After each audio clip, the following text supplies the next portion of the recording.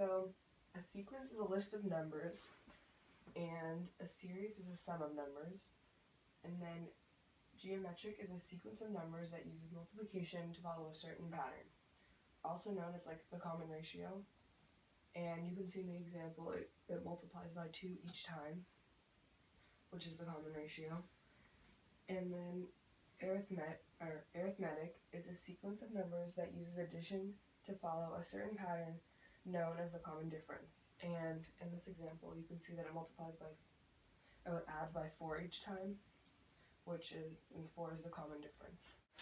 Okay, so this is an arithmetic series, and the example is 4, 8, 12, 16, 20, 24, which is plus 4 each time, and 4 is the common difference.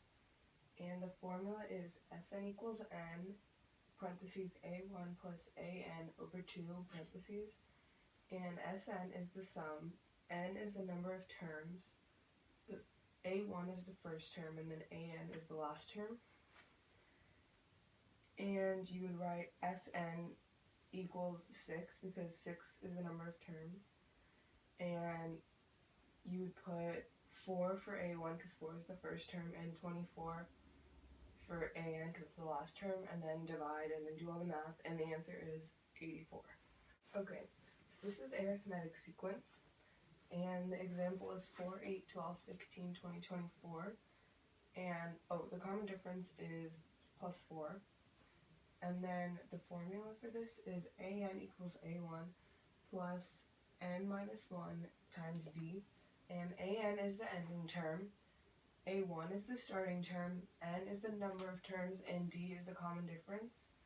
And you use this when you're trying to find like the term, like which term. And in this example, we're trying to find the 8th term. So you input all your numbers into the equation, into the formula, and you end up with an equals 32. So 32 would be the 8th term. This is a geometric sequence, and the example is 654, 486, and then 4,374, and the common ratio is 9, and the formula is an equals a1 times r, and then n to the n minus 1. An is the last term, the a1 is the first term, r is the common ratio, and n is the number of terms. And you're trying to find the 7th term, so you plug the numbers into the formula, 6 because it's the first term, 9 because, and then 9 because that's the common ratio, and then 7 into n because you're trying to get the 7th term. And then you do all the math and everything, and then you get 198,646. Okay, so sometimes you need to be able to tell if it's geometric or arithmetic, and to figure that out, you would just say so geometric is multiplying, so 6 times 2 would be 12, but 12 times 2 is 24, not 36, so it's not geometric. And then to find arithmetic, you do 6 plus 6 is 12, and then 12 plus 6 is 18, not 36, so it is neither of them. This is a geometric series, and the example is 3, 9, 27, 81, 243, and then 729, and the common difference is 3. And the formula for this is Sn equals a1 times 1 minus r to the n over 1 minus r. Sn is the sum of terms. A1 is the first term, n is the number of terms, and r is the common difference. And you input your numbers. You input 3 because that's the first term, and you also input 3 because it's the common difference. And then for n, you put 6 because there's 6 terms. And then you do all your math, and since there are 2 negatives, it's a positive, so you pretend the negatives aren't there, and then you would get positive 364, and then multiply, and then Sn equals 1092.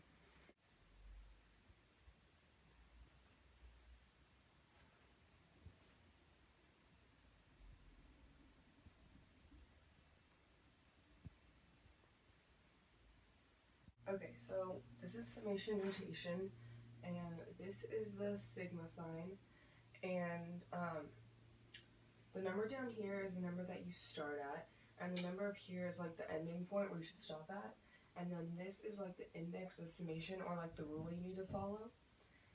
And so basically what you would do is you take the rule and you'd start at 1 and go all the way up to 15, so it'd be like 1 squared plus 2 squared, and just keep going all the way to 15. And then after that you would do, or instead of doing summation notation, you could do sum of squares. And sum of squares formula is Sn equals n times n plus 1 times 2n plus 1 all over 6. And then you would input 15 into all of the n's and just solve, and you would get this. That is how many oranges are in the entire square pyramid. Okay, hi Mr. Suhu. So thank you for teaching us Unit 8 about geometric and arithmetic sequences and series. I learned that in Algebra 2 in first semester, and I didn't really understand it, and you teaching it to me, like the way you taught it, it like really made sense, and I like understood it. And also the life lesson that we did on like investing and like doing something with our money is very helpful, because I never would have thought of investing any money like unless you would have talked to us about that. Like that when you talked to us, that really like clarified that I probably should invest money so I'm not like broke someday, and I could like have like some kind of money.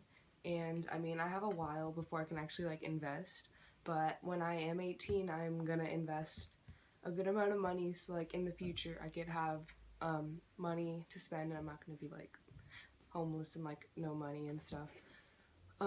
So yeah, thank you for teaching me, and also thank you for extending my video deadline. It helped me a lot because I was very busy catching up. So thank you.